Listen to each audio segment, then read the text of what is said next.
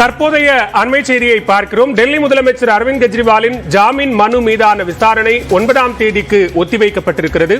இது தொடர்பான கூடுதல் விவரங்களோடு இணைகிறார் எமது டெல்லி செய்தியாளர் சுசித்ரா. விவரங்களை பதிவு செய்யலாம்.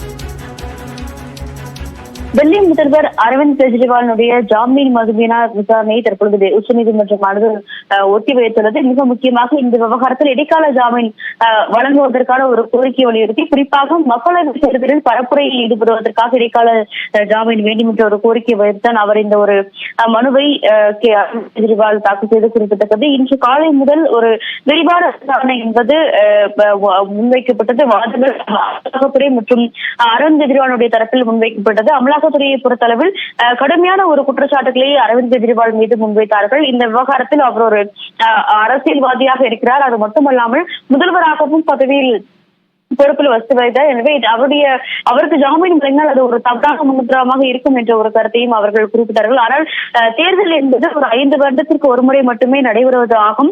அதனால் அரவிந்த் கெஜ்ரிவால் டெல்லியினுடைய முதல்வராக தேர்ந்தெடுக்கப்பட்டவர். தேர்தல் நடைபெறும் சூழல் என்பது ஒரு அசாதாரண சூழலில் அவர் இந்த ஒரு ஜாமீனை கோரியுள்ளார். அவர் ஒரு ஹேபிச்சுவல் அஃபெண்டர் கிடையாது. இதற்கு முன்னர் அவர் மீதான எந்த ஒரு வழக்குகளும் இல்லை என்ற கருத்தை விசாரணையின் பொழுது தெரிவித்தார். அது மட்டுமல்ல, இடைக்கால ஜாமீன் வழங்குவதற்கு தாங்கள் பரிசீலித்து வருவதாகவும் அதற்கான ஒரு விதிவிலக்குகள் என்பது சட்டத்தின் கீழ் இருக்கிறது என்ற ஒரு கருத்தையும் நீதிபதிகள் தெரிவித்திருந்தார்கள். அதன் பிறகு ஒருவருக்கு தேர்தல் பிரச்சாரம் செய்வதற்கான ஒரு ஜாமீன் வழங்கக்கூடாது எனவும், ஒரு மாநிலத்துடைய முதல்வர் என்ற ஒரு காரணத்திற்காக அவருக்கு சிறப்பு சலுகைகள் வழங்கக்கூடாது என்ற ஒரு கருத்தை தான் அமலாக்கத்துறையானது முன்வைத்தது. மேலும் இந்த விவகாரத்தை பொறுத்தளவில் அரவிந்த் கெஜ்ரிவால் தற்பொழுது அவர் மீதான குற்றங்கள் என்பது நிரூபிக்கப்படவில்லை. அவரை குற்றவாளி என எந்த ஒரு நீதிமன்றமும் அறிவிக்கவில்லை.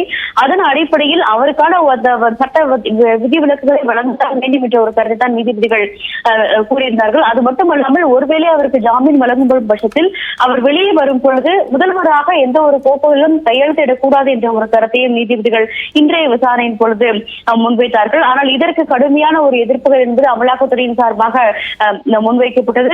நீதிபதிகளுடைய கருத்திற்கும் அமலாக்கத்துறை கடுமையான எதிர்ப்புகளை தெரிவித்தது. நன்றி சுசித்ரா, விரிவான விவரங்களை பதிவு செய்தமைக்கு.